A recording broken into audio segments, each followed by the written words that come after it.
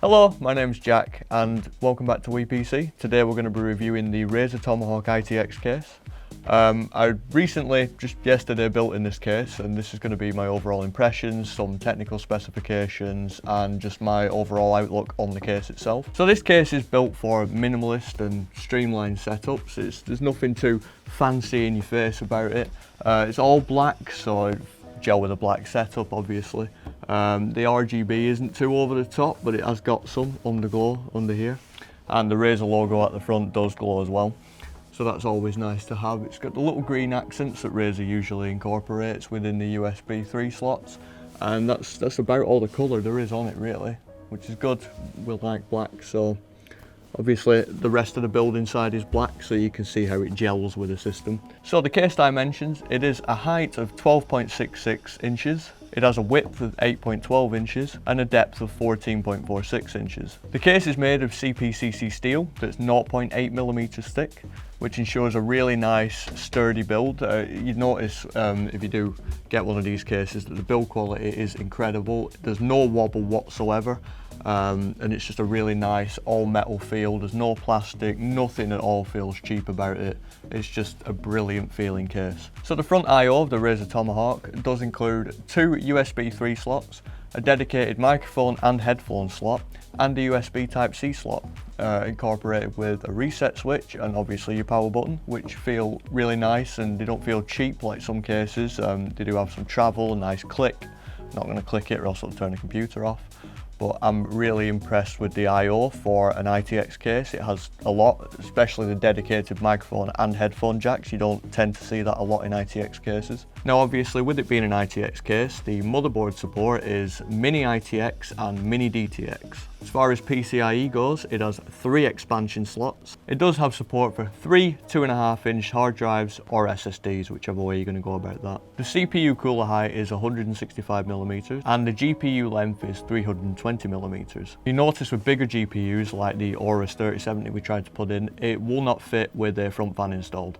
So that's something to take note if you're planning on fitting a big card into this case. It does say it supports all types of large cards, but it was a struggle to get one in with a front fan, so I wouldn't recommend.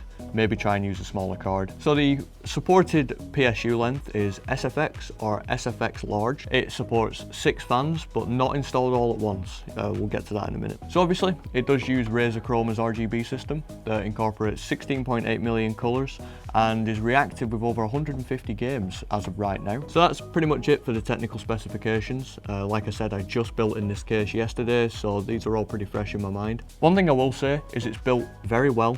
It's very well thought out, sturdy, there's a place for everything, but cable management is a nightmare. It does have some pros. There is a space at the back of the PSU to stash all your cables that looks pretty tidy, pretty neat. It's a decent sized space, especially if you're only using an SFX power supply, not an SFX-L. That's good. So using a fan controller in this case is difficult. Like the one we got from Corsair's H100i, fitting it in the case, it just doesn't work, at least not at the back. Where you can fit it is where the cables are supposed to go, in the recess point I talked about earlier, leaving you no room to put your cables.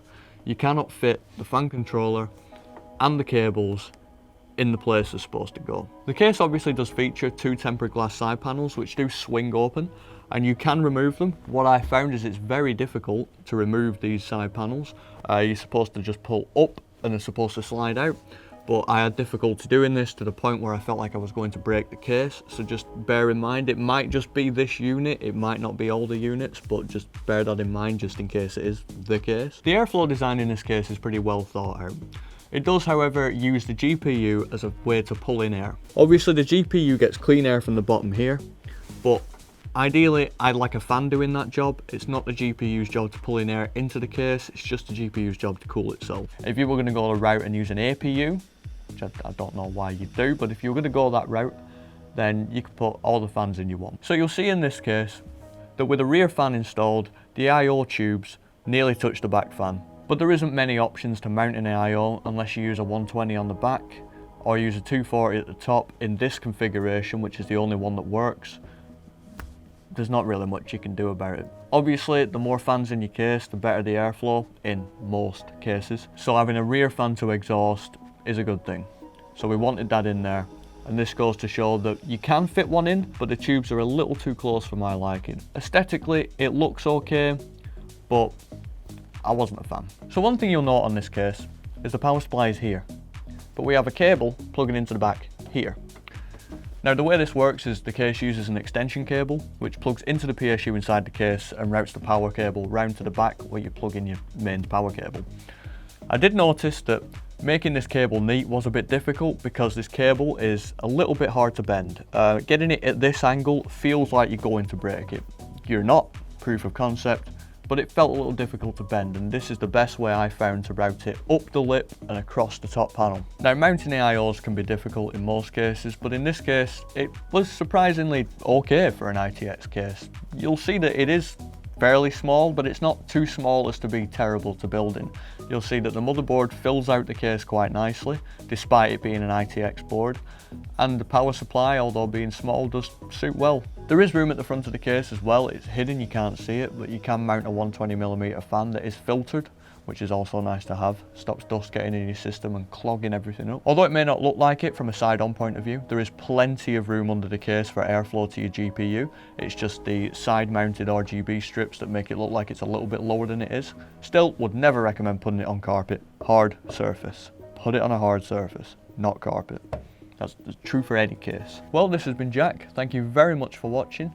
Like if you like the video, subscribe if you want to see videos similar to this. You can go and watch our full build on this channel of this PC, and check here for a video that YouTube thinks you might like. And yeah, thank you very much, and I'll see you in the next one.